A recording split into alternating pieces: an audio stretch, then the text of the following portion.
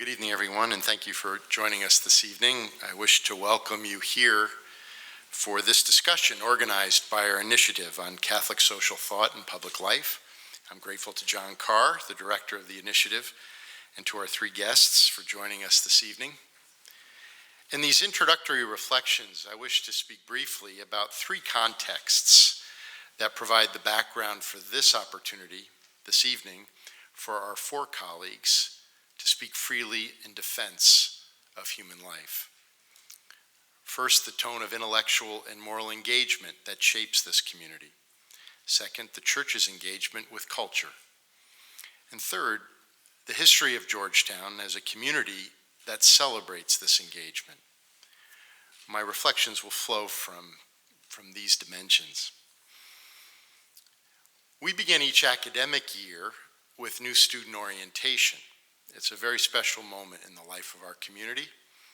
We welcome first year and transfer students. We encourage parents and caregivers to join us for the weekend. There are picnics and receptions, ice cream socials, meetings in the residence halls. But the first gathering, to which all are invited, takes place in McDonough Gymnasium at 9 a.m. on Sunday morning, Mass for new student orientation. It's the first Mass of the academic season, followed just a few days later by the Mass of the Holy Spirit that takes place on the front lawn. And then just 2 hours following the Mass on Sunday morning, in the very same gymnasium, we celebrate our new student convocation. There's a moment in the convocation where we ask our students to take a pledge, the honor pledge, to be honest in every academic endeavor. Each year during this part of the ceremony, they hear these words: "You've become part of our intellectual community, committed to the disinterested search for truth." Well, these words always catch me. What exactly is the sense of this word, disinterested? The integrity of our work requires that we follow our inquiry wherever it may lead. And we are disinterested in the outcome. Not uninterested, we may even have a preference for how it turns out. But we can never let our interests impede the open exchange of ideas and perspectives. There's a core set of values that animate any institution that calls itself a university. Among these values are academic freedom and freedom of speech and expression. There are others. The commitment to shared governance, for example, helps to explain the enduring capacity of institutions to adapt to changing circumstances. But no values are more central to the very idea of the university than those that capture the openness to pursue the truth wherever it may lead us. The work of the Academy takes place, in the words of Stefan Collini, under the sign of limitlessness. Collini offers this insight in a set of reflections on the enduring importance of John Henry Newman. And Collini defends this position and characterizes the nature of inquiry that we sustain in the Academy as, quote, "the ungovernable play of the inquiring mind." By ungovernable, Collini means there is no predicting where thought and analysis may lead when allowed to play freely. Again, Professor Collini. It is a question of whether inquiry is being undertaken under the sign of limitlessness. That is to say, not just as with the development of all knowledge, subject to the testing of hypotheses or the revisions of errors, but where the open-ended quest for understanding has primacy over any application or immediate outcome. Respect for this ethos of openness is a condition for sustaining an authentic university. Georgetown is our nation's oldest Catholic university. We seek to be authentically a university and authentically Catholic. Well, there are some matters through the precepts of this faith for which we are not disinterested. We are the beneficiaries of a profound moral and spiritual tradition shaped over the course of 2 millennia. And within this tradition is a set of teachings that seek to respond to the demands of our times. These teachings begin with an encyclical of Pope Leo XIII, Rerum Novarum, presented in 1891, introducing a new stage of development in Catholic social teaching.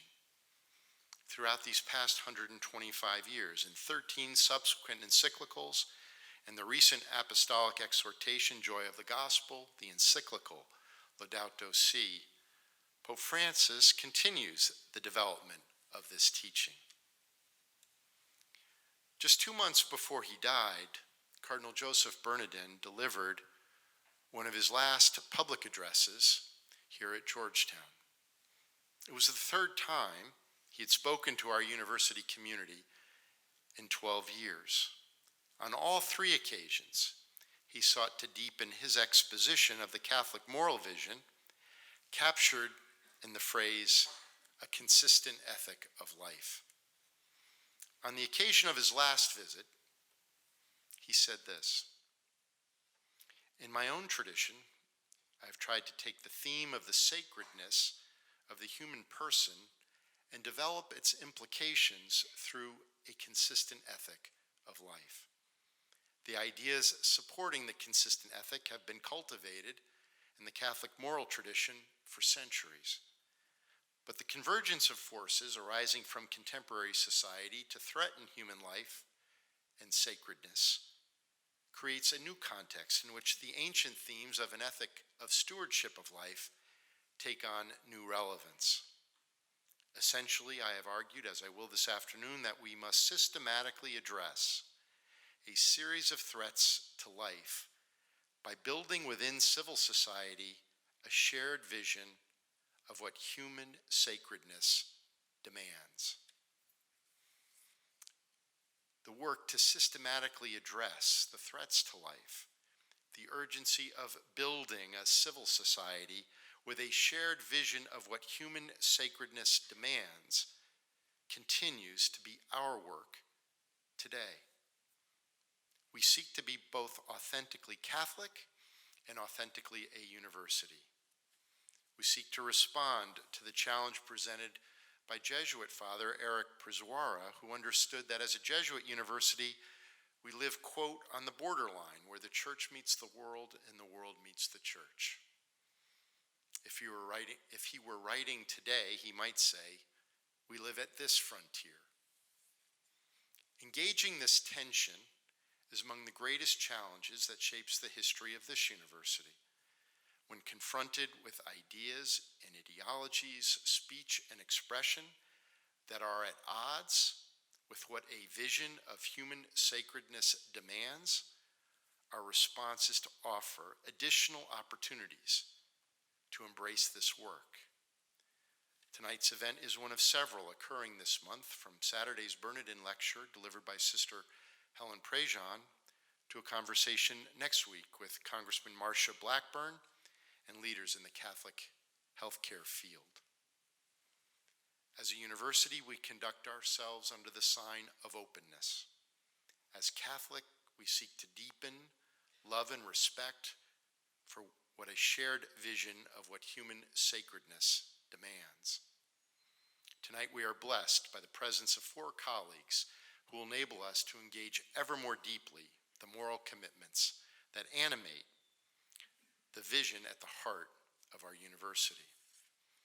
And again, I'm grateful to John Carr of our Initiative on Catholic Social Thought and Public Life, as well as our guests, Professor Helen Alvarez, Professor Charles Kamasi, and Sister Norma Pimentel, for joining us this evening for this discussion, Resisting the Throwaway Culture. John?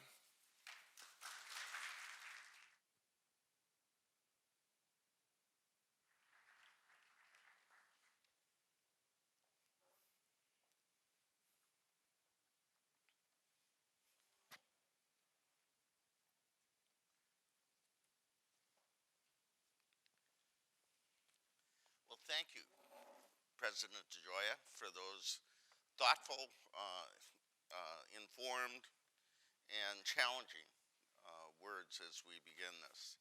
Uh, this is a very timely discussion here at Georgetown in our larger society.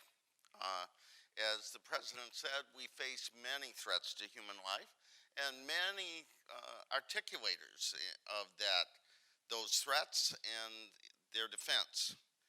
Uh, I just want to say one thing at the outset. There's some talk sometimes about whether Georgetown is Catholic or Catholic enough, or Jesuit enough, or frankly Jesuit too much. Uh, I would not be here. The initiative would not be here, but for the leadership of President DeGioia and but for the serious effort of this university to engage and share and apply the Catholic social tradition. Uh, from the very first moment when the president and I talked, we were welcomed, we were encouraged, we were affirmed, and it was not only our idea that took root, but there has been a hunger for what we have to offer. You look around this place every Sunday, every day, the Eucharist is celebrated.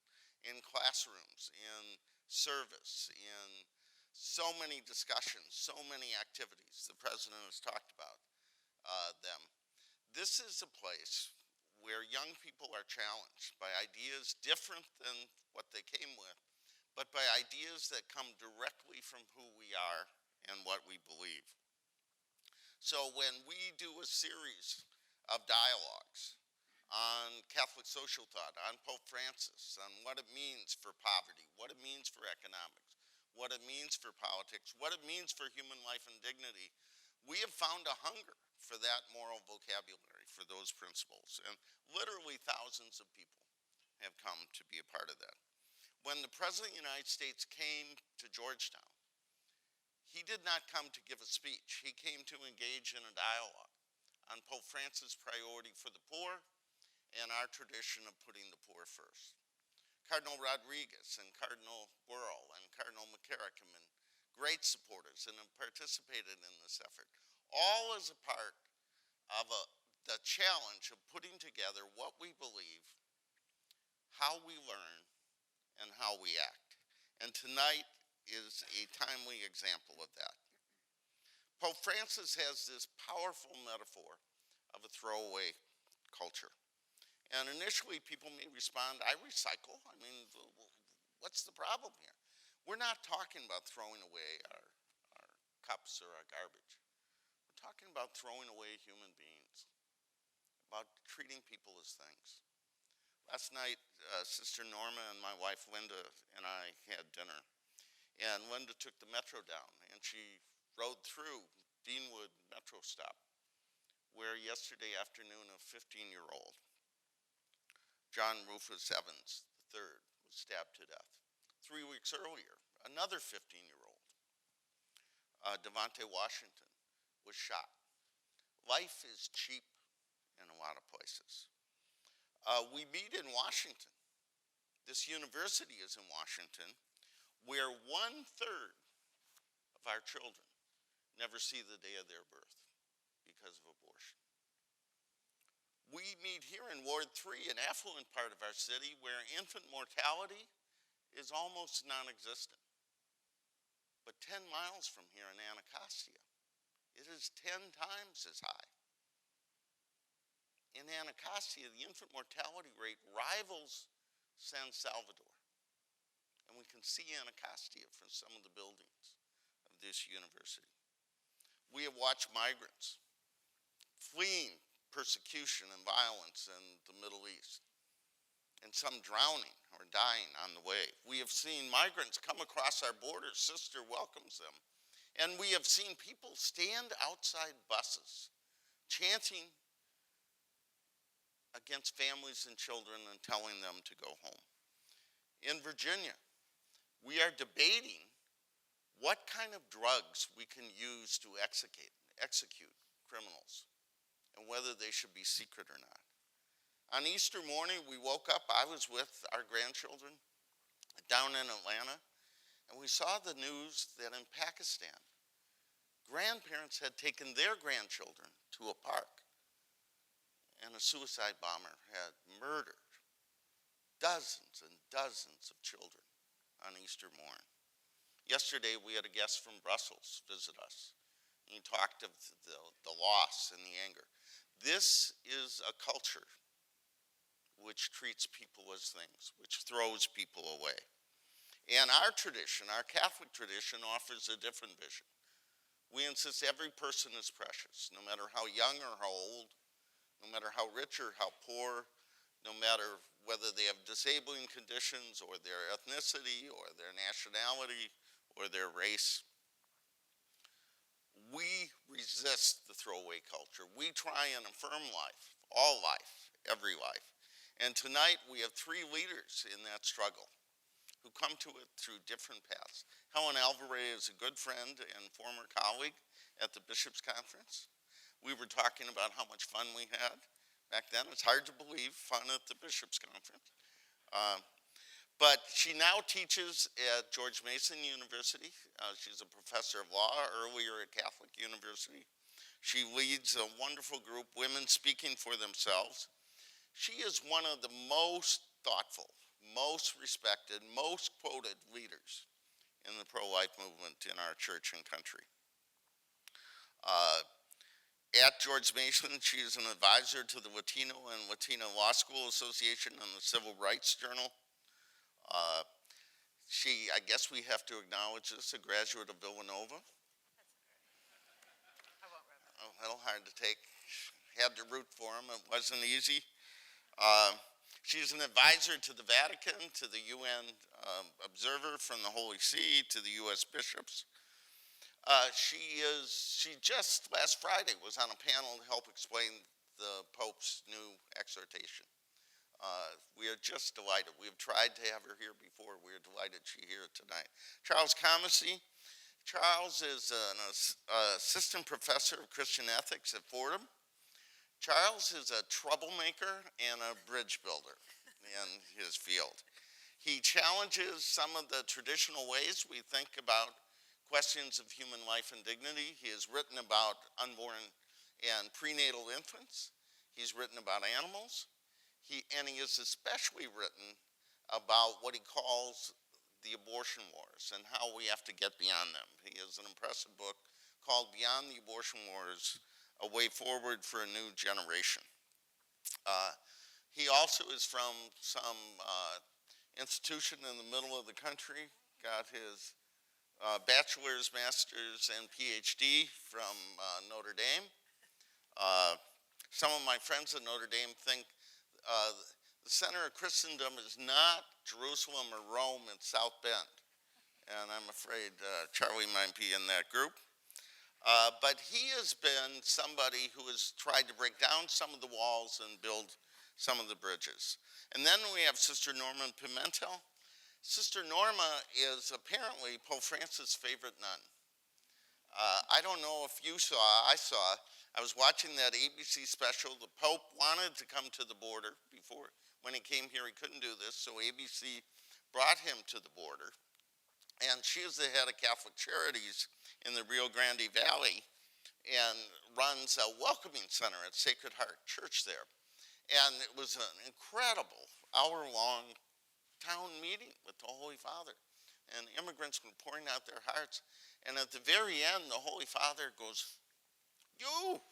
I can't do the accent, certainly can't do the Spanish, but the woman religious, come forward.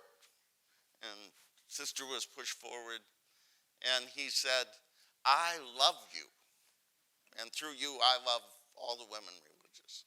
So this is the woman in the United States the Pope loves the most. And she had a chance to be with the Holy Father. She was named Citizen of the Year by her hometown newspaper. She's a member of the Missionaries of Jesus. And I want to begin by asking each of you the same question.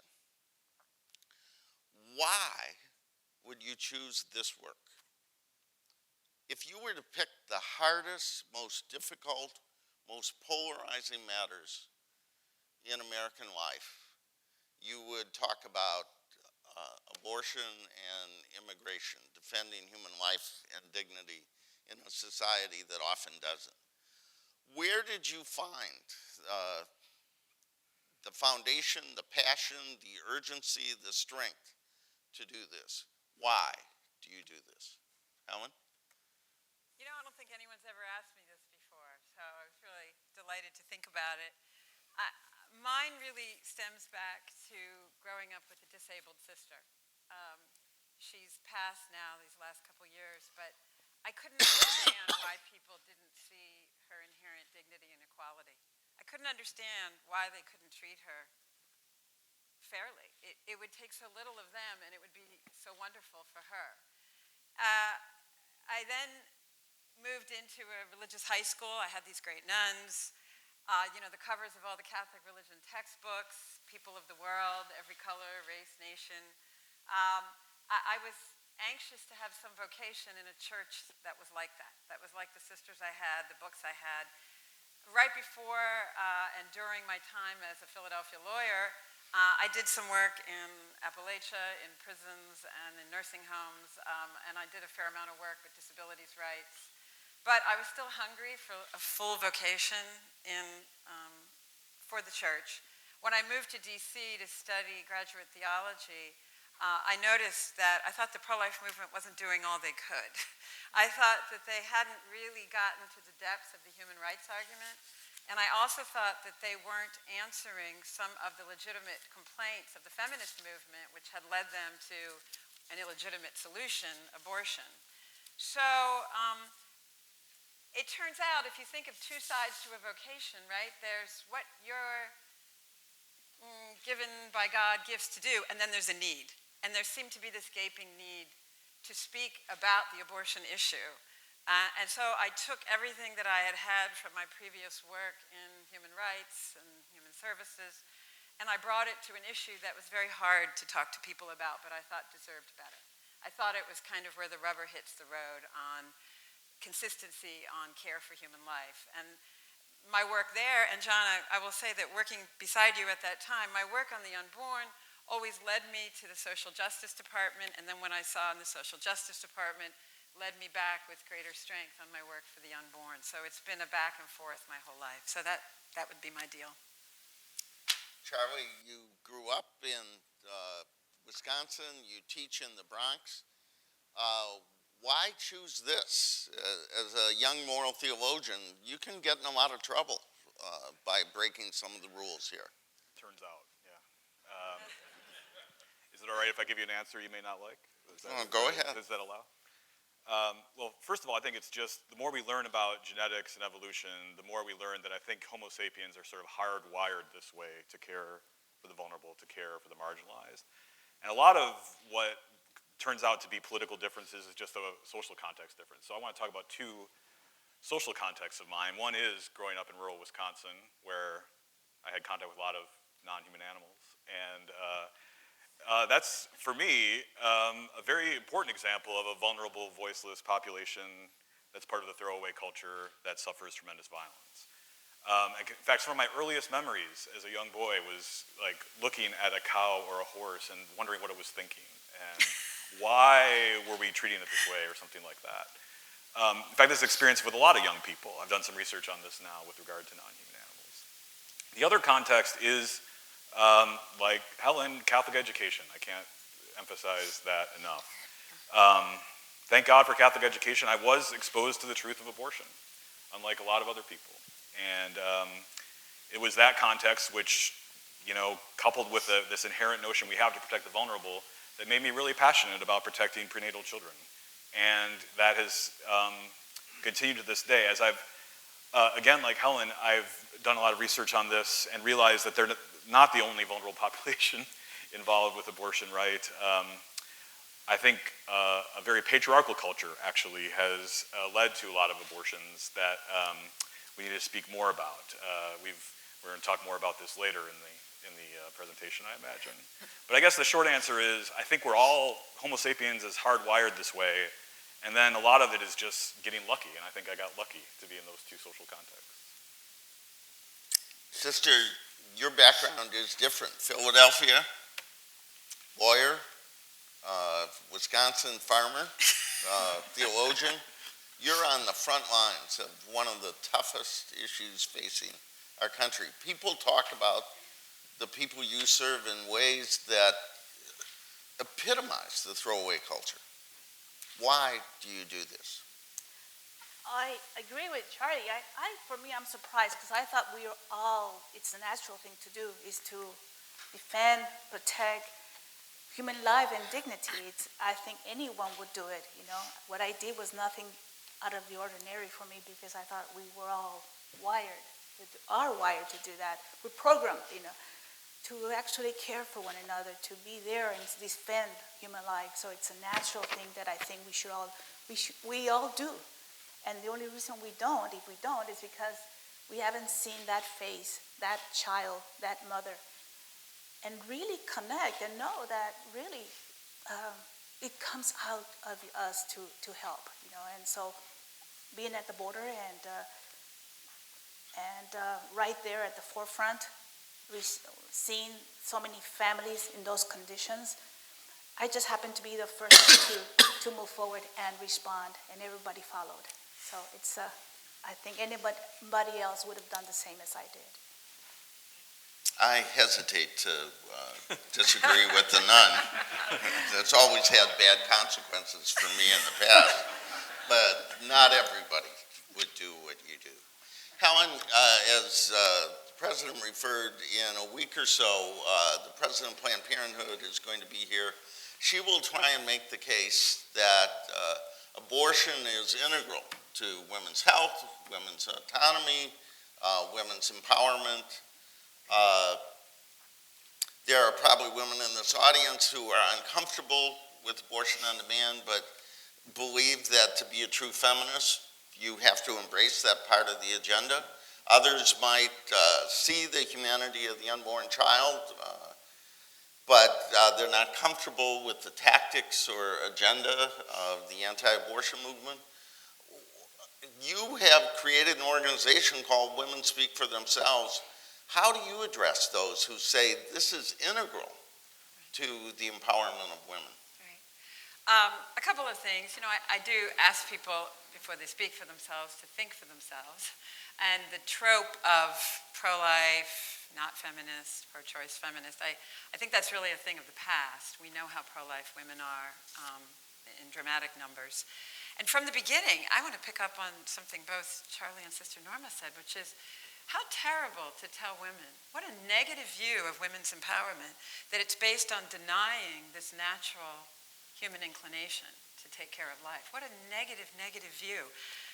JP2 in Evangelium Vitae, I thought, put it really well when he said, you know, how can you tell somebody that destroying another life at its maybe one of the most vulnerable points in its existence, maybe the most vulnerable, your own child, is actually the key to empowerment. It pushes so clearly against the tides of reason and against the tides of the human person's natural inclination to care. And then a further thought about this defining feminism, abortion defining feminism or empowerment.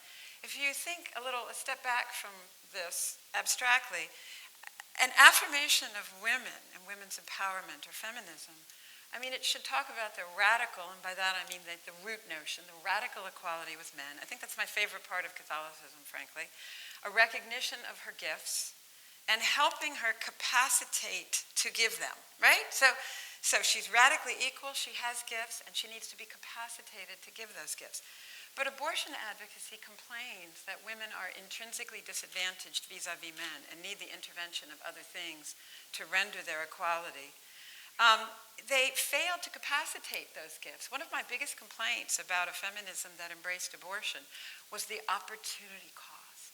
All those years of not addressing the cultural and the political and other realms, so that instead of women having to organize their motherhood and childbearing around a corporate culture, instead of the corporate culture organizing it around us, it's the other way around. How do we not have paid leave? How do we not have a living wage? How do we not have the flexibility that it takes to actually take care of your children? And then I think finally, the last thought I have on this whole abortion and feminism thing is, what abortion has done to the entire web of relations between men and women. I urge you to read, I think the best article on it is by Janet Yellen in a 1996 Economics Journal. There's a more recent one, Tim Reichert, an article called Bitter Pill. But abortion, by separating the idea that sex, and to put a Catholic or religious context on it, happens to be the only place that God put new human life. I mean, he could have done it anywhere, right? But it's attached to this. And when you separate out the idea of sex from the idea that you are joining together in this creation of a new life, not every instance, but just even the idea that sex is procreative, you have changed the entire sex, dating, and marriage marketplace and set of relations between men and women. And therefore, it's no surprise, and Janet Yellen documents this, that you have more unintended pregnancy, more out-of-wedlock pregnancy, more abortions. And the famous research by Stevenson and Wolfers at Penn, women are less happy than they were 40 years ago. They call it the paradox of women's declining happiness. You have the feminization of poverty. Nothing abortion promised came true. And how could it, when you base an argument for human rights on denying someone else's? It just doesn't fit. It's not beautiful. It's not pro-human. It can't be pro-woman.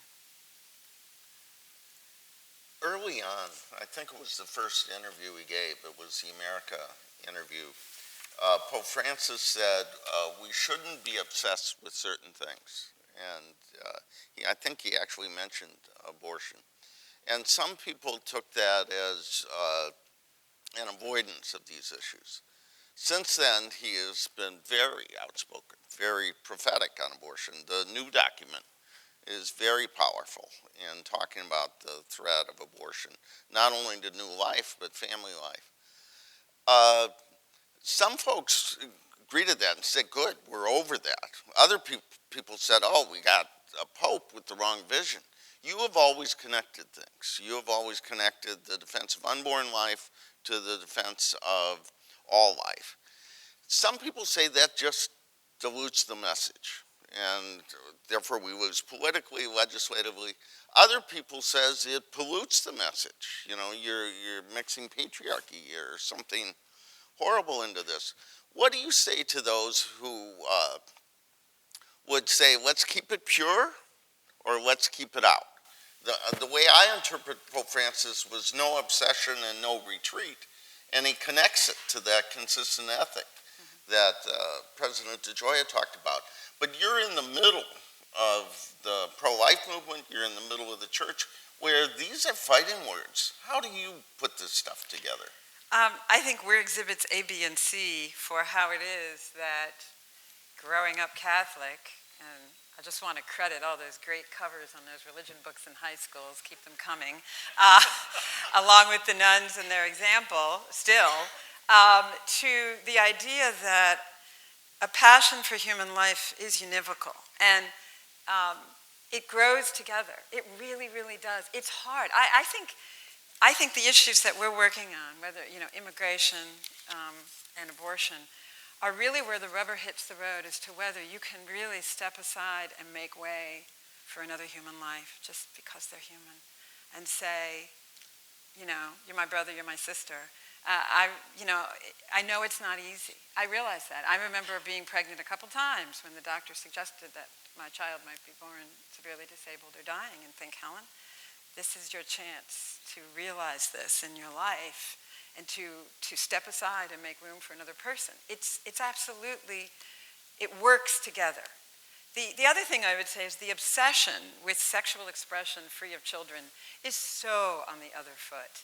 A couple of weeks ago, I picked up the New York Times, 4 articles above the fold about basically sex without kids. 4 in the New York Times. I wish it was not, but when you've got somebody saying that, destroying unborn lives is actually a key to human rights for women or for anybody, you can't help but respond. You just can't leave it alone. You have to actually respond to the obsession, which is on the other foot. I don't know why this obsession exists. Believe me, I try to think about it. I think one possibility is maybe people have lost more and more a sense of the transcendent, and maybe they turn to sex for something transcendent in their lives. Sex becomes this thing that takes you out of yourself, and sex without children, because children are maybe, they think children are burdensome. I think materialism and consumerism, I cannot say that strongly enough. I am so delighted that Pope Francis focuses on this. John Paul II wrote about it a ton in Labor on Exerciam, Solicitudo. Francis has continued that. I think maybe that is part of our resistance to children. But I actually believe that a commitment to the human person that begins anywhere, wherever it is, that it is seriously inconvenient for you to make way for another person, leads you to the rest of the church's commitment for human life, and then leads you back to where you started. And if you actually live it, especially by the time you get to my age, right, I'm in my 50s now, you see that one is like the other. That having to give things up, live differently, be less materialistic, whatever it is, it's the same issue for you across all of those, making way for somebody else. Wow. We can be happier with less. This is positively un-American. I'm sure there are a variety of views on this, and there will be questions and comments. I invite you to participate in two ways. One is, I think there were cards given when you entered. If you have a question, write it down, and we'll pick those up and share them with our panelists. Secondly, we have the hashtag Life and Dignity, all together. If you want to participate through that means, that would be a great help. So, Sister Norma, two things, one happy, one not. First of all, what's it like to be sitting there and on a 9-foot screen, the Pope says, "You, come forward. I love you." What's that like? And then that's the happy part. The sad part is, some people would say we shouldn't be talking about the families you serve. That this is about the direct destruction of innocent human life. That's about what the right immigration policy is for our country, and we should be able to fight that out. And, you know, deporting people is one answer, and letting people stay is another. You take that very differently. When people come, they walk into your center and you say welcome. So what was it like to have a Pope say, "I love you"? And what it's like to do the work that so many in America think is wrong? Well, to have experienced that moment when the Holy Father called me forward, I was without words at the time. It was amazing. As I reflected on it, really reflected on my personal experience of what that felt like and what that was, it's almost as if God himself came down and embraced me in that moment. You know, it was beautiful. It was wonderful to have someone like Pope Francis know you, call you forward, and tell you, "I love you." You know, it's the best gift ever you can ever imagine you could have. You know, and so it was wonderful. I wish that for everybody. You know. It's the best thing in life, I would think. You know, and also because he was so reaffirming to everybody there with me. Because I was representing everyone that has given of themselves to help open their hearts to receive and welcome so many we've gone over 35,000 immigrants that have come through our center. You know, and so it's amazing the wonderful response of the community there in the Rio Grande Valley, you know, and helping so many refugees. And so it has been wonderful to have the Holy Father tell us, "Keep doing what you're doing wonderful." So it was great.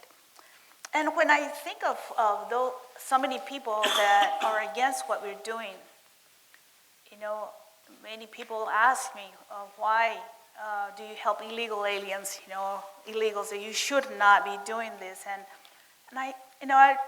I believe that there are people, because there are people that I've met personally, their stories and their suffering there before us, and if you see them yourself, there's a special connection that happens, and of seeing human dignity in such conditions that, you know, I ask myself, you know, they really are not illegals. You know, they left their country.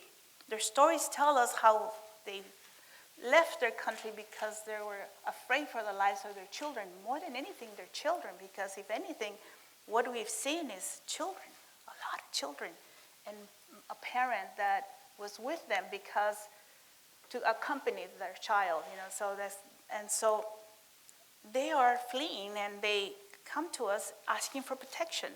I don't see how they are illegals or why we would not help them, and so it's hard to understand when somebody says, no, we shouldn't help. I remember answering my first question that you just asked me, and I'm convinced that anybody who sees this will help. And I remember back in the 80s, we were very involved with the great immigration that was coming back then. And we had a shelter then called Casa Oscar Romero there in the valley that we were overseeing. And there was a lady that I asked to come over to the house because I needed a Xerox machine and we were filling out papers. And the lady came to me and said, Sister Norma, I'm going to sell you the Xerox machine because I'm a businesswoman. But I want you to know that I'm 100% against what you do, 100%. And so I told her, come with me and let me show you what I do and why I do this. And so she walked with me. We went all over, and as we were going, I showed her the place, and I was talking to her. When we got back to the office, she turns around and tells me, Sister Norma, I am 100% in favor of what you're doing. Really, totally changed. That's why I believe in people. I believe that people will change if they see.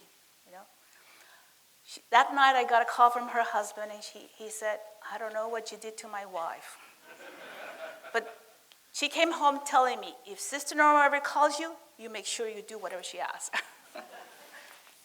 Well, you need to take some of our political candidates along with you.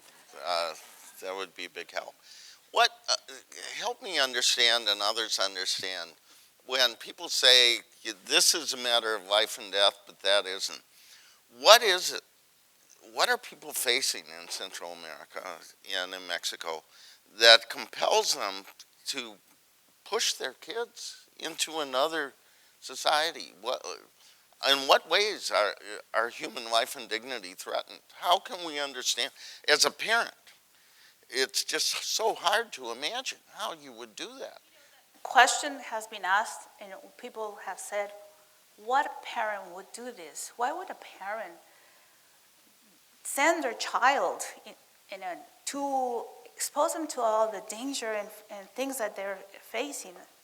And when I hear the stories of the mothers, and I remember one of the very first nights that we were there at Sacred Heart, we were there long days, even up to 12 midnight, and I saw this young lady from Honduras, very petite. All of them are very petite young ladies and women, and she was there pregnant, huge, and I looked at her and I said, when are you due? ¿Cuándo? And she said, yeah. and that means now, and so I said, what do you mean now? He said, yes. And I said, why would you do this? Why would you risk your life and the life of your child and go through all of this? And she stretched out her hand, and her hand was all crumbled up, and deformed. And she says, you see this? He said, this happened when somebody came into our house. This guy comes in with a machete. He struck at my daughter, and she had a little girl, this small. It was going to kill her, and I put my hand to save her. That's why we're here, because there's no future for my children there. They would be dead. I always asked, I always compare this with Moses, my mom, and how Moses was put in a basket, hoping that somebody up the river would find Moses and save him. I think these parents are doing the same thing with their children. There's no other thing but hoping that maybe someone up north will save their children.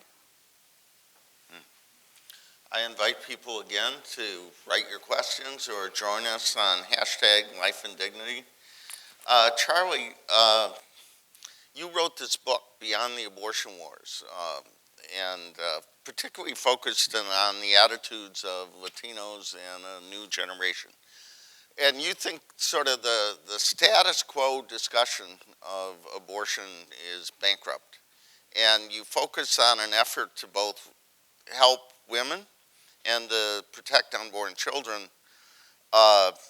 What's wrong with the status quo discussion of abortion, and what's in the way of a new kind of movement that would both defend unborn life but also do some of the things that Helen has been talking about, make it possible for their mothers to live in dignity? Well, to begin to answer that complicated question, I want to make a distinction that might be rough to make in this town. But it's between the gatekeepers of the conversation, politicians, activists, media, and on the one hand, and on the other hand, actual people, and what they think about this issue and how they approach it. So we imagine, Dan Henninger wrote in the Wall Street Journal a couple of years ago, that abortion is America's second civil war. And media tend to pick up on this and use a lot of the imagery and vocabulary of war. And we imagine this as a sort of fight to the death between pro-lifers and pro-choicers, and that's just not how real people think about abortion. And the example I love to use is the 12-week threshold. So if you think about whether abortion should be restricted before or after 12 weeks, it gives you an idea of how this life versus choice war is just totally inadequate. So for instance, before 12 weeks, Gallup consistently finds that 60% of Americans are generally in favor of broad access to abortion. After 12 weeks, Gallup consistently finds that 70% of Americans are broadly against legal access to abortion. Is that a pro-choice position? Yep. Is it a pro-life position? Yep. So this language of life and choice pitted against each other is just not helpful. And we should stop thinking about it that way. And in the book, I don't know what other language to use, so help us come up with different language, please. I used quotation marks around the words to say, this is an inadequate way of speaking, but we don't have the language for this. Happily, there's a new generation coming up, disproportionately Latino and Latina, who sort of rejects this way of thinking, not only with regard to abortion, but a binary political way of thinking at all. 50% of millennials don't identify as either a Democrat or Republican, and disproportionately against abortion compared to young people of previous generations. And so I have a lot of hope, actually, in what's coming down the pike in the next generation, who sees the binary us versus them culture wars, specifically with regard to abortion, but also more generally, as, again, a thing of the past. This is not, those questions are not their questions, and thus there's an important moment to take advantage of, to get beyond this sort of way of thinking of this as a culture war, fight to the death type way of doing it. That may be the hope for the future, but the present seems as polarized as ever. The Democrats used to talk about safe, legal, and rare. They don't talk much about rare anymore. Bernie Sanders and Hillary Clinton seem to argue about who is more opposed to any restriction on abortion. On the Republican side, it's just confusing. I mean, Donald Trump is a convert who doesn't seem to know the hymns. You have tried to put together sort of concern for women, concern for unborn children, and it's tough going. What's in the way? What happened to pro-life Democrats, and what's going on in the Republican Party? Another big question. So if you think about a lot of Democrats in the 70s, the idea that they would be broadly for abortion rights is just not true, right? So Joe Biden, Jesse Jackson, these Democrats, even Kennedy, right? Ted Kennedy, Bill Clinton, had all very complex views on abortion and might have even identified as pro-life. As recently as 2008, Hillary Clinton, during her 2008 campaign, said, I not only want to make abortion safe, legal, and rare, I want to make it rare. Like, emphasize the word rare. Today, she can't say anything like that, right? That's just not the orthodoxy in the Democratic Party. Party. And what happened was complicated, but in general, I think we can say both pro-life activists and pro-choice activists tried to defeat pro-life Democrats and did so pretty dramatically in the midterm elections of 2010, such that, think about this for a second, in the lead up to the voting on the Affordable Care Act, a quarter of the Democratic caucus, 25%, voted for a pro-life amendment offered by Bart Stupak in that process, 25%. Today, depending how you define pro-life Democrat, we have 3 or 4 in all of Congress. And that, I think there's blame to go around with regard to that. But part of it is that both parties have, in my view anyway, have an interest, a financial interest, a political interest, in keeping the language and MO of the abortion wars alive. They raise money on it, they raise ground game on it. When there are obvious attempts to find compromise, they aren't taken, in my opinion. And so part of it is, and I'll finish with this. As a professor, I have a lot of go-to Seinfeld examples that I find increasingly difficult to use as my students become disconnected from that. Every semester I say, is it all right if I use Seinfeld? Do you know what that is? And every year the number gets lower of hands that are raised. But one of my favorite episodes is the one where George does the opposite and everything turns out well for him. And I think that's kind of what our politics is like. We have the party of small government, staying out of our life, individual choice, being on the side of, quite rightly in my view, getting right there in the middle of these kinds of choices, right? And then we have the party of using government to defend the vulnerable, using precisely the language of conservatives, individual choice, freedom, and autonomy. And so the parties do the opposite, just like George did, and just like George did, it turns out well for them. They raise a ton of money, they get a lot of ground game, but again, nothing seems to happen. And activists on both sides are frustrated with their politicians, not just pro-lifers, but also pro-choicers. I once again invite you to fill out your cards. We're going to collect them shortly. In fact, maybe we can start collecting them. I invite you to join at #LifeAndDignity.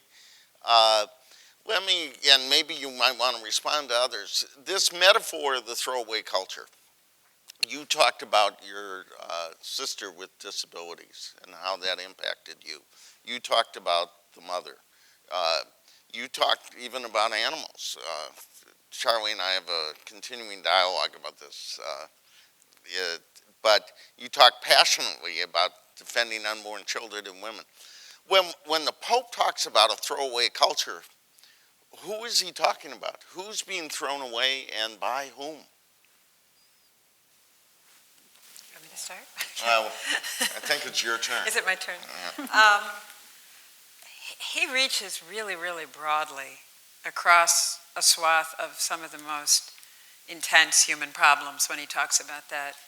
He talks about the poor. He focuses a lot on the elderly, a great deal. I know in my work with the Little Sisters of the Poor, they're really, really grateful for that because he's giving that prominence that it hasn't had quite as much in the past. He talks about the immigrant. He talks about the unemployed. I think he's the only guy I've seen put in print what I feel, which is, why are we going to have robots replace humans in work just because we can? I don't understand why we're not thinking about humans' need for employment. And he also talks about the unborn. When I read Amoris Laetitia, which is all kind of a haze now because it was an all-nighter on Thursday and it was 263 pages, but an overwhelming feeling I took away from that, he addresses a lot of different groups that relate to the family, was that a major problem that he wanted to identify was out-and-out individualism, just not making room for the other person. I don't know how many of you have ever read a book by a Russian Orthodox theologian named Vladimir Solovyov. It's called The Meaning of Love. It's about sexual love and marriage. And he says maybe the reason St. Paul talks about marriage as the icon of God's relationship with us is because it's one of the few times in your life where you say, oh my gosh, someone else is at the center of the universe with me, right? Like, you're there, But then you actually have this feeling like if I didn't have this other person, where would I be? And then, of course, you have that child.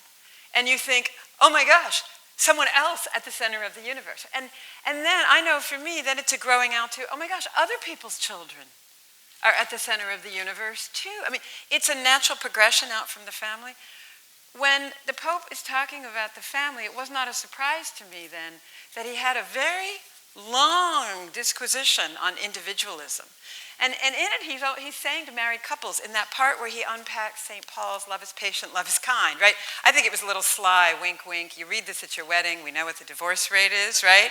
And he says, here is someone who is supposed to be your soulmate, and you're not even nice to them anymore. And he's urging politeness. He's urging remembering that they have their own feelings and thoughts, and that they're another person in the universe that you need to make way for. I think, who knows why, a combination in the United States in particular of a consumerist ethic, a standalone, I can make it ethic, a monetary valuing of things, an efficiency ethic, and the really problematic language in feminism that adopted individualism as the model for women. All of these and so many more things, I think, get at and are moving toward individualism. And I think the Pope is saying, you're not making room for anyone anymore who seems to need a whole lot of your money and time and a disarray of your plans. And it was a really big call to that. And it's throughout the document. I read the document as well, and there are two things I loved it, two things I didn't like. One, it's so long. And two, the section that says when you get old, you become less physically attractive, and you become annoying and disturbing. Linda said, how did he know? For a celibate, he sort of has a sense of these things. Charlie, let's go to you. Look what you have ahead of you. Who's being thrown away, why, and by whom? Well, we've touched on this already a lot. I think we've nailed the voiceless, vulnerable part, and let me just emphasize the other part of this. And the people who are being thrown away, the beings that are being thrown away, I think most predominantly are those for whom our culture finds their dignity most inconvenient. I think that is the primary. We talk about immigrants. We can talk about the animals that we eat and do research on. We could talk about prenatal children. To picking up at Howlett's point about the market and about consumerism, individualism, it's those, what the Catholic social tradition talks about as structures of sin that I think push in those directions that Pope Francis is most articulate about. And I think even more important than maybe the conclusions he draws about specific vulnerable populations and victims of the throwaway culture is his setting up this framework, this way of thinking about it. For all of us, actually, to think with him about what it means to be protective of the most voiceless and vulnerable and those at most risk of being thrown away, precisely because their dignity is most inconvenient for our culture. Sister? Just one comment before that. We invited Sister to come to the Poverty Summit almost a year ago, and she couldn't come. We knew her before Pope Francis knew her, and we loved her too.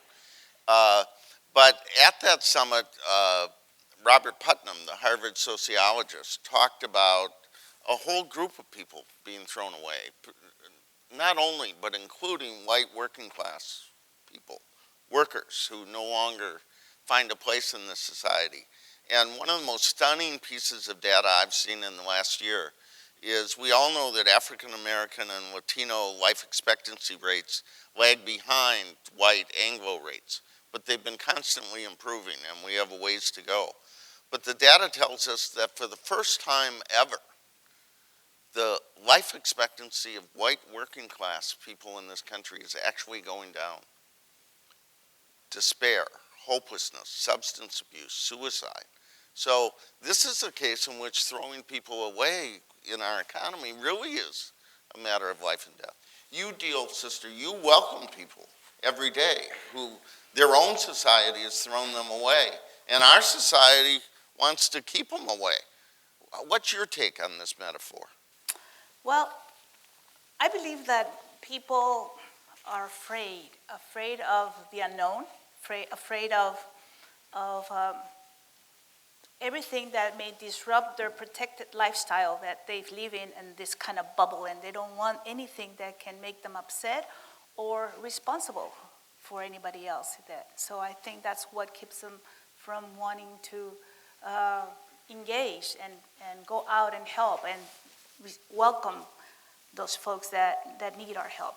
I think that it's a sense of fear. I think that it's sometimes promoted by others, the society and those that want to use propaganda to the benefit of their cause, and bring fear into ourselves so that keeps us from actually doing what is naturally given in us to help others and to care. And so I think that's why people like the immigrants and the families are not seen as immigrants or refugees. They're seen as something inhuman. So that, when I visited the detention center in the very first days, my visit, when the great number of children were there at the border, thousands of them.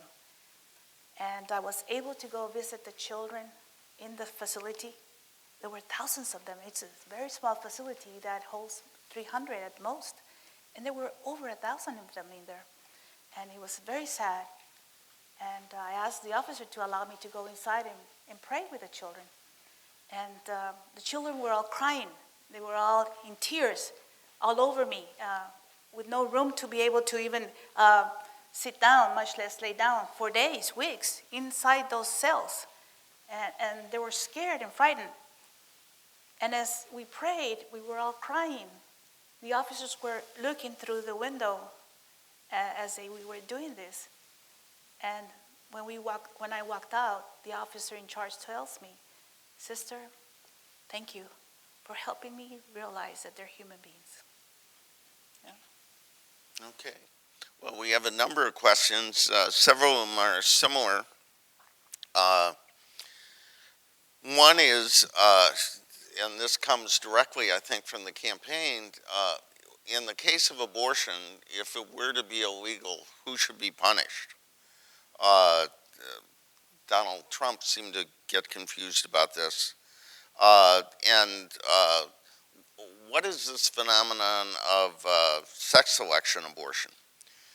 Second is, what are the biggest issues you see as a country facing if we were to reduce and restrict or even abolish abortion? And how do we respond to those issues? And then related to that, that's the third abortion question, there are other ones. Is there something beyond legislation, beyond public policy we should be doing? My daughter, I remember, brought a group of people to the March for Life and the Obama inauguration, both. I think there were relatively few people who did that. And I tried to ask my daughter why could she sort of be in these two camps? And she said, I don't think we'll make abortion illegal.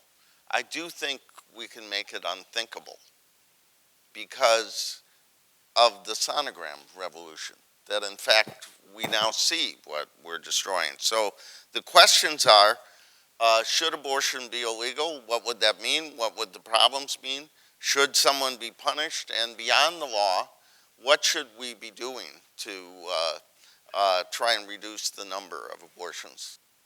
Charlie, you want to start? Maybe not. No, I can start. So I think it's important just to look about empirical data around the world about what happens when abortion is made illegal. So in most of Europe, mainland Europe, abortion is illegal past week 13. Doesn't seem to be the sky is falling over there. In Ireland, it's broadly illegal, and Ireland has better health outcomes for women than their partners across in the UK. Chile is also a country that has made it broadly illegal and has lots of interesting social science data about how after abortion restrictions went into place, outcomes for women's health got better, not worse. You mentioned something about sex selection abortion. This is something that hasn't come up yet. Abortion tends to, or not directly, abortion tends to exacerbate already existing social injustice against the most vulnerable. So sex selection abortions take place in lots of places overseas that we can talk about. But in Western countries, somewhere between, I think it's 65 and 90%, the studies differ, babies diagnosed in utero with Down syndrome are killed via abortion. On the average, you can probably guess about 75, 80%. Legislation is designed, I say this as a strong pro-life liberal, to protect those vulnerable populations, to say, we will not as a culture stand for this kind of specific violence directed against a marginalized group, like those with Down syndrome or something like that. That seems to be precisely what this kind of legislation is for. And so if we care about, especially as more progressive people, how the law gives equal protection to the most vulnerable, I think that has to be part of the conversation. Now, I wrote a whole book that tried to deal with the enormous numbers of complexities that come about as a result of this. But I think it's a both and. I don't think we should try to distinguish between equal protection of the law for the most vulnerable and addressing the social injustice that leads often, not always, that often leads to these kinds of perpetrations. That's my view anyway. A couple of additional thoughts. I remember when Pennsylvania banned sex selection abortions in the 1980s, and Planned Parenthood decided strategically not to challenge that because it didn't want to look really bad at the Supreme Court, because we knew that it was females who were bearing the brunt of that. But they did put in their reply brief in the Casey decision a note that sex selection abortions were as constitutional as any other. And in fact, unless they are specifically banned, they are. We know that law is hard to enforce, right? We know that. I remember I did a debate on this at Columbia University, and I acknowledge that right up front. And also acknowledge that it is a way of getting the public to think that we know the sex of this human being, right? And so that must put us in touch with them as another human in some way. We know something about this person. I remember one of the most shocking things apparently about the Planned Parenthood videos that were done exposing their relationships with fetal part sellers was when one of the people at the clinic has a surprisingly well-developed boy who she says she thinks the heart is still beating, and while they're about to do the process of taking out the parts and selling them, and she says, "Oh, another boy." And apparently that caused more shockwaves than many other things in that video, because it was an acknowledgement of some common humanity. It gets us into that discussion, even as it's unenforceable in many cases perhaps, but even as it is also a just law to have. It's certainly tiny increment, but it's there. On the question of punishment, it's a very pragmatic response that the pro-life movement has given pretty univocally over many years, which is that you really want to stop the people whose basically their business is the throwaway culture. I mean, that's the business model. And you want to put a stop to them who are profiting from people's misery. But you really do not want, even without inquiry into the particular crisis circumstances, to punish the woman. I remember Cardinal Mahoney asked me to spend a year talking to post-aborted women. And I had a list there were like 10 things. I spent hours every other day for a year. And I could come up with almost a one-page of what they said before they had the abortion and what they said after. There were very similar themes. But the sense of absolute sky-is-falling crisis, the inability, unless they had had the good fortune to meet one of these, the Sisters of Life, or one of the thousands of centers that helps them or provides them a place to live, the sense of crisis was so overwhelming and profound. And the pro-life movement's univocal response to that was take care, offer services, but shut down the industry. Here are three questions which may not seem related, but I'm going to link them. Where does mercy fit into a throwaway culture? Our hyper-competitive, everything has to be wonderful sort of culture. Secondly, where does environment fit into a throwaway culture, particularly given Pope Francis' leadership and encyclical? And then maybe a question especially for Sister Norma. Pro-life is often seen on the more Republican side of the equation, I think they say, and immigration on the more Democratic side. Haven't both parties sort of bought pieces of the throwaway culture, and how can we push back against them in both these respects? So where is mercy? Where is care for creation? And how do we push back against the throwaway culture in both parties? And I'll ask Sister Norma to start. Okay. So I think if I start with mercy, I think that mercy is part of the equation, you know. We have to, it's all about caring for others, you know, and having a tender response to life and to others is important. So I think when we talk about life, we talk from, whether it's from birth, and for me, I deal with more throughout life. You know, we may defend life or want to avoid from losing the life at birth, but sometimes we totally disregard or ignore life throughout the years, and the importance of how we are and who we are as people and in our relationship with others needs to be one of care and tenderness, you know, and in how we relate with others. And it's hard for me to understand how we can very easily hurt someone else. You know, and I, as a counselor myself, and I see a lot of couples that struggle with in their marriage, and I just have a hard time understanding why would you hurt somebody you say you love, you know, and it's very difficult to understand that. And so I think we disengage from that reality that we're called to be merciful and caring and for one another. And so to take it to that other aspect that you mentioned about how one political can defend life, and another one will be for life, but then actually will be against immigrants and right. So I think that it is my understanding that when somebody does only one aspect of it, they're not in touch with themselves totally, because they have no sense of the fullness of why they're doing what they're doing. You know, as far as the core reason for defending life should apply from all spectrums. You know, if I believe in life, then I would defend life at birth, but also through life, you know, in all issues and aspects of what life stands for. And so I think they need to reconnect with the sense of who they are and why they support what they do, so that they can be true to that reality, you know.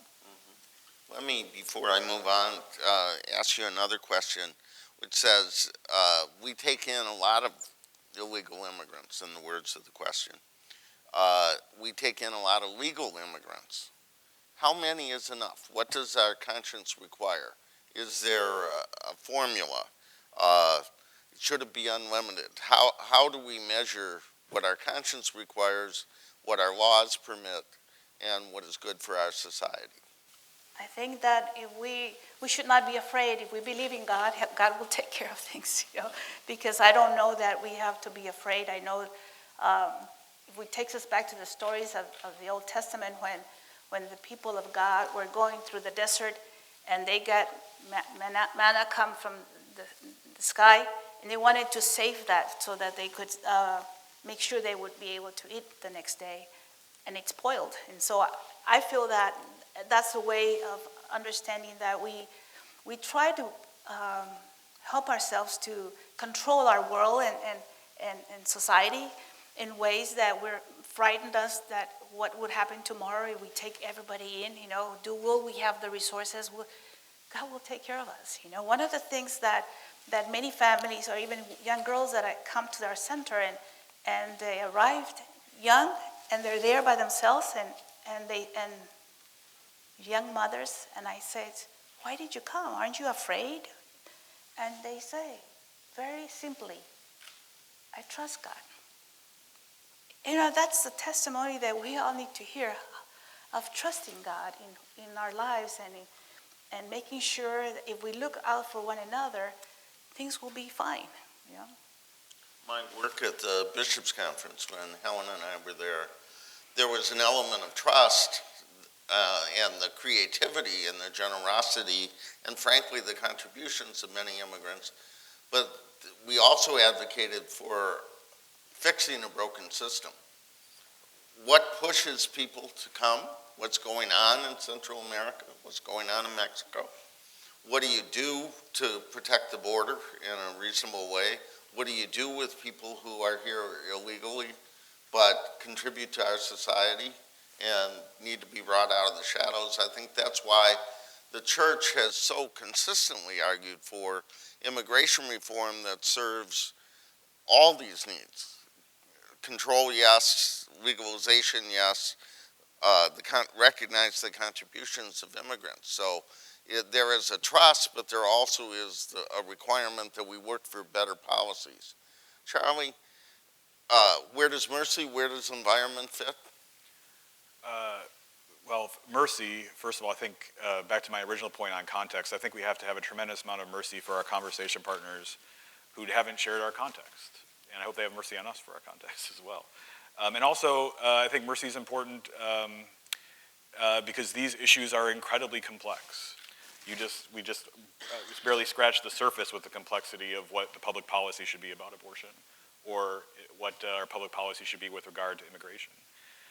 So there's plenty of room for mercy with regard to those two things. I think it's also important to mention with regard to the environment or ecology in our throwaway culture, to point out not only the throwaway culture with regard to our consumerist lifestyle, which have produced the ecological crisis, but with the people, again, back to the people who are thrown away as a result of this lifestyle we have and systems that we've created.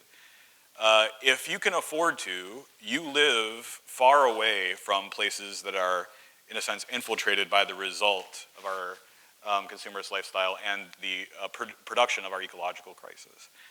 The poor cannot, right? The poor cannot afford to live apart from that, especially poor people of color cannot afford that. And there is a growing, important group of people studying environmental structural racism that I think fits very well with the throwaway culture as Francis understands it, saying there's just going to be, in our current way of understanding ourselves, people who are going to have dramatically lower life expectancies. And they're going to have diseases that the privileged don't have, precisely because of the kind of system we decided to set up with. And so Pope Francis's interrogation of those systems, particularly with reference to the throwaway culture, is really, really important, it seems to me. So Helen, environment, mercy, and then I showed you another question. Pope John Paul II talked about the culture of death. Our bishops talked about a culture of violence, and Pope Francis talks about the throwaway culture. What is the overlap? What are the differences? Whatever I say on the environment is a product of, you'll be able to tell that as I've grown older, I felt more guilty and selfish for being more, for my consumerism of the past, because my attraction to environmental issues grew as my awareness of my own materialism also grew, right? And I, agree with Charlie's statement regarding the link between our environmental crises and our materialism in a big way.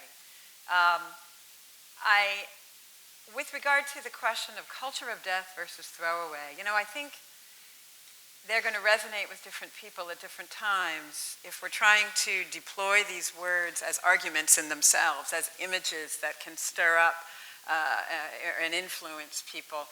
I think, for instance, the idea of being thrown away would be something that would strike a group that you're talking about right now, we know, which is white working class and poor men in the United States. I mean, we really are documenting some really significant health crises and now even, lifespan. We also know the crises that there is in the family. I don't know how many of you have looked at Charles Murray's book, Coming Apart, which is about two communities. He focused in on non-Hispanic white communities to make comparisons there. And the sense that things have moved along without them in the world of work, in the world of stable family lives, in the world of what they can do for their children, it's pretty profound. And that book is amazing in its sketching of it, but we're seeing it emerge in the upshot articles or other economics articles coming out of the New York Times regularly. I think throwaway culture would resonate. I think it would resonate with young people in parts of cities, particularly African American, concentrated populations of poverty in some of our cities in the United States, who feel like there's nothing in the pipeline right now that's a big idea that's going to assist. What's in the pipeline? Is there any big idea in education? Is there any big idea in employment? Is there some idea regarding family life, regarding over-incarceration of black males? Is there something?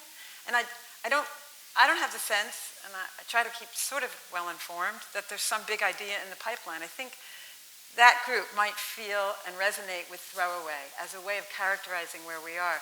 Others who are highly conscious of anything from killing over, in the name of religion, threats by ISIS, terrorism, what I think is going to be I think it's going to be a pretty dramatic movement for assisted suicide coming in the near term. We're seeing it bounce around the states and succeed here and fail there. And people who are conscious still of our still high rates of abortion may resonate to the drama of the language of a culture of death. I think it might have to do with where the person is at that time and what issues they're conscious of. Both of them have the potential to characterize, to explain a lot of data and to influence. But I think they may influence different populations. Can I ask you particularly a question, two different questions that move in different directions? One suggests that contraception in the work of non-abortion work of Planned Parenthood maybe could help alleviate the throwaway culture. And the other asks, how has contraception and the abuse of contraception contributed to the throwaway culture? They are one question, thank you. Okay, so I appreciate this question because I'm a person who in the course of my life and now of my studies, my area has been the family for the last 17 years, moved from really thinking that contraception really could do the trick. I mean, I really had that idea for quite a long time. I fully understood why people struggled with and rejected the church's teaching on this. I just didn't get it. And moved off of that over years of study and thought. And here's the situation. You would think, because contraception can act in a single instance, its purpose is to prevent conception, that why wouldn't it work on a social scale at that level? But in fact, it doesn't. The odd thing is, and this again, I really refer you to Janet Yellen's article. It's called something like, it's the 1996 Quarterly Journal of Economics. It's Akerlof, Yellen, and Katz. It's an explanation of out-of-wedlock births. There's also Tim Reichert's Bitter Pill. There's also just a kind of a pragmatic econ book called The Logic of Life by Tim Harford. There's also studies by Peter Arcidicano. I know I mispronounced that, at Duke. Catherine Pakulak at Ave Maria, all documenting, Klink at Penn, and there's a lot of literature on this, documenting how it is that it turns out that on a cohort level, on a population level, once you separate the idea, just the idea even, again, I'm not talking about every act, but the idea of sex from the idea of children and sort of make sex a lot more weightless. You actually get lots and lots more, not just uncommitted sex, but if you look at the data on non-marital sex, non-relationship sex is the new term. People don't have any prior relationship. So you get lots more of that. You also get a contraceptive failure rate of 9 to 30%. Health and Human Services just put out kind of a plea, a request for proposal last year saying, hey, contraception fails at 9 to 30%, 40% of women hop methods about every 2 years because they really don't like the side effects. 36% of women should not be touching the hormonal stuff because they're obese, and obesity does not work with these methods safely.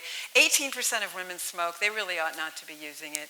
And then there's the, couple of billions of dollars every couple of years lawsuits against, the NuvaRing or the Implanon or the Mirena or whatever birth control is currently gathering its class action lawsuit. So it hasn't actually done the trick. Now, this leads people to say, and I promise this is my final point, that, okay, well, what about LARCs, long-acting reversible contraception?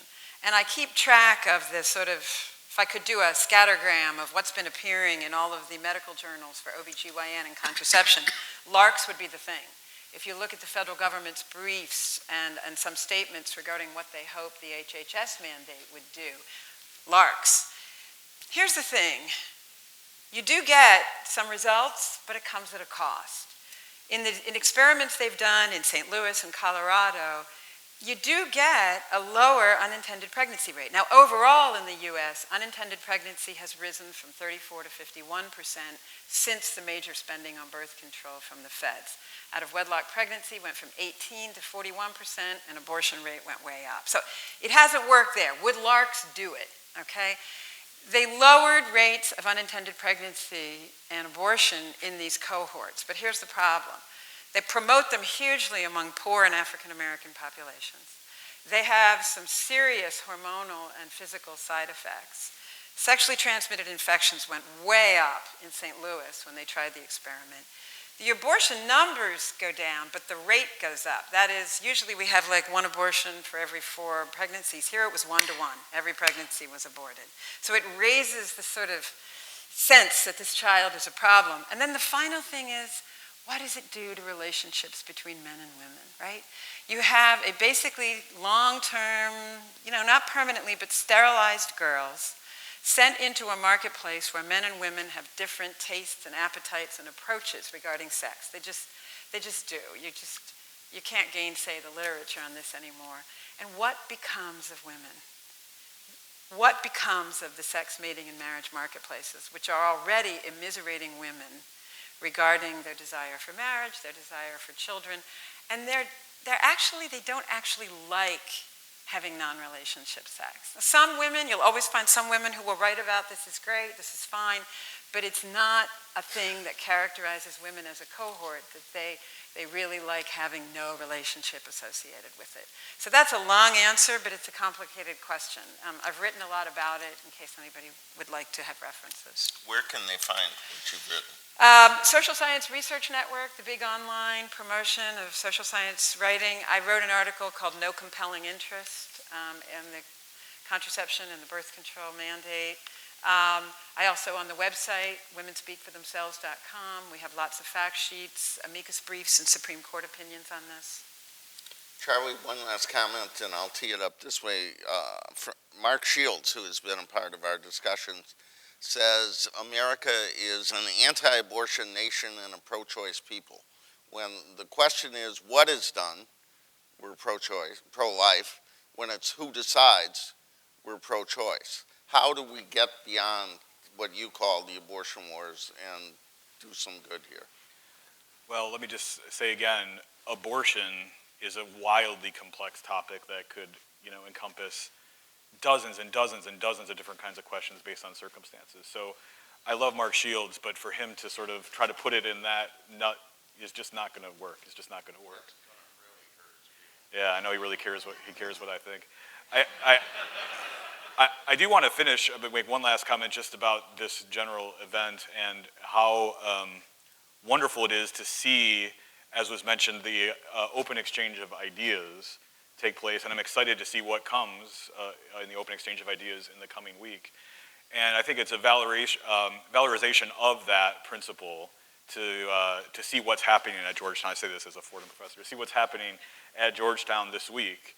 And I think pro-lifers should be ecstatic. If we can have Helen Alvarez's ideas be pitted up against Cecile Richards, I think we take that in a heartbeat. So. Okay. Sister, one thing that struck me about the Pope when he came was whenever he talked about immigration, he didn't talk about legislation, he talked about people. He talked about himself, he talked about his family when he was before the Congress. He said we need to see the faces. Maybe the dominant image of his visit was that little girl breaking through the line saying, "Don't deport my parents." How do we see the faces? Well, you need to come to the border. I invite you all to come. I think it's important. I think that the best thing to do is to actually be there yourself. Or here, I'm sure there's centers here that you can see the faces, you can see the people, and get involved and do something to really engage yourself in seeing that face, that child, that mother, and make your own opinion from that, not from what you hear from others. Justin? Justine, can you come forward? Where is she? There she is. Actually, I'm going to introduce you with two other questions. And they were sharp questions. They said, "This is terrific. Thank you for this excellent and needed presentation. Do you believe a presentation such as this is a sufficient counterbalance to justify the head of Planned Parenthood coming to abortion? And then, how should Georgetown respond to this invitation by the Student Lecture Fund?" And part of the response is tonight, but the more important response, frankly, is led by students. And Justine is going to talk about some of the. Justine is a Peace and Justice major with a focus in Catholic social teaching. I'm very hopeful she's going to take my seminar. If you're anxious to learn about this, I have a seminar. I'm registered. Yep. But she is going to share at least one other event. There's a lot going on at Georgetown regarding defending human life and dignity. We do it every day. We share knowledge. We save children in our hospital. And we shape lives that will save lives. But just, can you talk about what's coming up? Yeah, so thank you, John, for such a generous welcome and introduction. So my name is Justine. I'm a junior at Georgetown, Justice and Peace Studies major, member of Georgetown University Right to Life Board. So next week is Life Week for us. We have a breadth and wealth of events going on, but on Tuesday, particular interest for this crowd maybe, we have an event called Life Affirming Alternatives to Planned Parenthood. That's Tuesday, April 19th. At 6:15 p.m. in St. William's Chapel in Copley Hall. So that will feature an address by Congresswoman Marsha Blackburn and a panel of pro-life healthcare experts. So I'm really looking forward to this event. It's going to be organized by Georgetown University Right to Life and the Cardinal O'Connor Conference on Life. This is a student-led conversation that will continue the dialogue on affirming the dignity of every human life and rejecting the throwaway culture from the perspective of serving and assisting pregnant women and mothers. So again, I'm really excited to invite you all to the event. That's April 19th, 6:15 p.m. in St. William's Chapel. Hope to see you there. Thank you. Thanks so much, Justin. Let me conclude with just a personal comment, and then I'm going to ask you to join me in thanking our panel. I was really struck by Helen's reference to the Planned Parenthood video, and that whatever you think of that, and there's enormous controversy, but there was that moment when the technician was sorting pieces out and said another boy. And I happened to be watching that at the beach with our family. And my daughter-in-law was pregnant. And she was about 3-4 months pregnant. And that was another boy. We knew his sex. We knew his name. We had seen his face on a sonogram. He had a big sister who knew she was a big sister. He had a room, he had clothes, he had toys. The only thing he didn't have, the other child didn't have, was the right to be born. And I try and avoid the news when I'm on vacation, but I was just overwhelmed by that contrast, those two little boys. And then just a couple weeks later, there was the image of the boy on the beach, that 3-year-old from Syria. And we have a 3-year-old grandchild who was with us on that vacation. And when Sister Norma says we have to see their faces, maybe even more than that, we have to think of them as our children, our grandchildren. I think that's what Pope Francis is saying, that every child is our child and no child should be thrown away. Please join me in thanking our panel.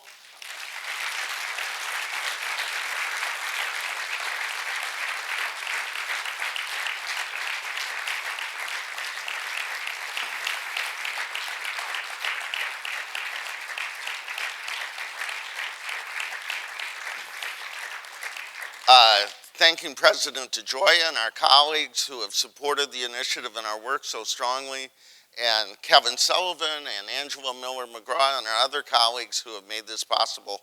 I think this has been a very rich discussion on a very challenging topic, and I hope you agree. Thank you very much.